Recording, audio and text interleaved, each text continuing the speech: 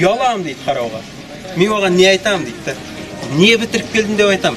Ал жігіттер, өзіңе сұрақ қой, не бітіріп келдің? Дүниеге қатысты нәрсенің бәрін тындырдық. Бала-шаға үшін өмір сүріп жатырмыз дейміз. Бала-шағаң сен үшін өмір сүрмейді. Ойлама, сен бала-шаға үшін деп салған там, сен өлгеннен кейін бала-шаға бұзады оны, оған ұнамайды ол. Ол өзінше өмір сүргісі келеді. Рас қой. Сен дұрыстап соғасың, әкенің балаға мал дүние болмайды. Білім қалдыр балаға. Сол дүние болады. Балаңа Құран қалдыр. Уақиға сүресін қалдыр. Балаңа Құдайдан қорқуды үйрет. Қазір көп жерде мынаны айтып жатыр. Бұлайша мән берілмейтін нәрсе сияқты жігіттер. Көп жерде жүрміз ғой, айта салайық. Үйде қатындарыңа айтыңдар.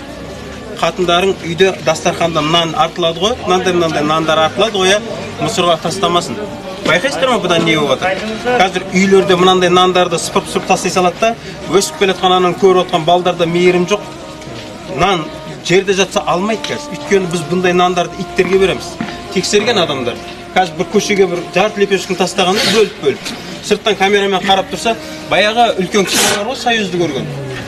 Нан үлкен ба, Құран үлкен ба деп жүргендер, негізі Құран үлкен.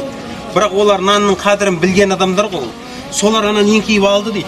Қазіргі жастар кетіп барады, нанның қоқымын көрсе, көріп кетіп барады, алмайды дейді. Неге?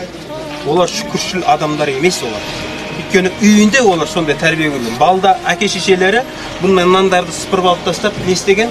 Итке лақтырып жатыр, малға лақтырып жатыр. Мал жегенінде жемеген қорада шашылып жатыр. Өтірік емес жігіттер бұл.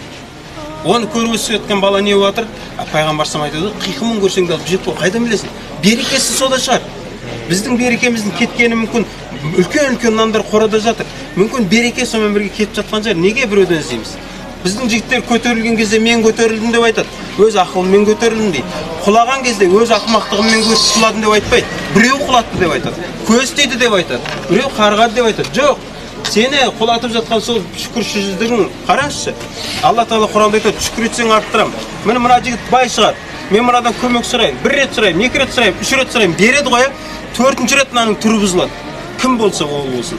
4-ші рет, 5-ші рет сені көрмеймін дейді. Сені жолатпайды. Жек көреді сені.